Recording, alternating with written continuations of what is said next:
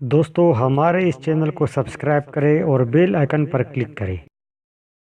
نحمدہ ونصلی علی رسول الکریم، اما بعد فاعوذ باللہ من الشیطان الرجیم، بسم اللہ الرحمن الرحیم۔ ایک مرتبہ کا واقعہ ہے کہ نبی اکرم صلی اللہ علیہ وسلم طواف فرما رہے تھے۔ ایک اعرابی کو اپنی آگے طواف کرتے ہوئے پایا، جس کی زبان پر یا کریم کی صدا تھی۔ حضور اکرم نے بھی پیچھے سے یا کریم پڑھنا شروع کر دیا۔ وہ اعرابی رکن یمانی کی طرف جاتا تو پڑھتا یا کریم۔ پیارے نبی صلی اللہ علیہ وآلہ وسلم بھی پیچھے سے پڑھتے یا کریم۔ وہ اعرابی جس سمت بھی رخ کرتا اور پڑھتا یا کریم، آپ صلی اللہ علیہ وسلم بھی اس کی آواز سے آواز ملاتے ہوئے یا کریم پڑھتے۔ اعرابی نے تاجدار کائنات صلی اللہ علیہ وسلم کی طرف دیکھا اور کہا، اے روشن چہرے والے، اے حسین قد والے، اللہ کی قسم اگر آپ کا چہرہ اتنا روشن اور عمدہ قد نہ ہوتا تو آپ کی شکایت اپنے محبوب نبی کریم صلی اللہ علیہ وسلم کی بارگاہ میں ضرور کرتا کہ آپ میرا مذاق اڑاتے ہیں۔ آپ صلی اللہ علیہ وسلم مسکرائے اور فرمائے کہ کیا تو اپنی نبی کو پہچانتا ہے؟ عرض کیا نہیں۔ آپ صلی اللہ علیہ وسلم نے فرمایا کہ پھر تم ایمان کیسے لائے؟ عرض کیا بن دیکھے ان کی نبوت و رسالت کو تسلیم کیا، مانا اور بغیر ملاقات کے میں نے ان کی رسالت کی تصدیق کی۔ آپ نے فرمایا، مبارک ہو، میں دنیا میں تیرا نبی ہوں اور آخرت میں تیری شفاعت کروں گا۔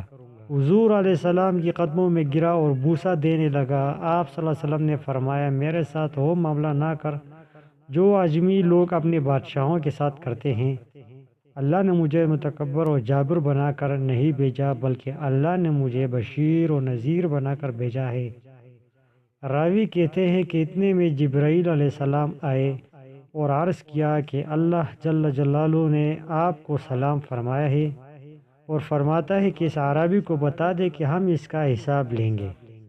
اعرابی نے کہا، یا رسول اللہ، کیا اللہ میرا حساب لے گا؟ فرمایا، ہاں، اگر وہ چاہے تو حساب لے گا۔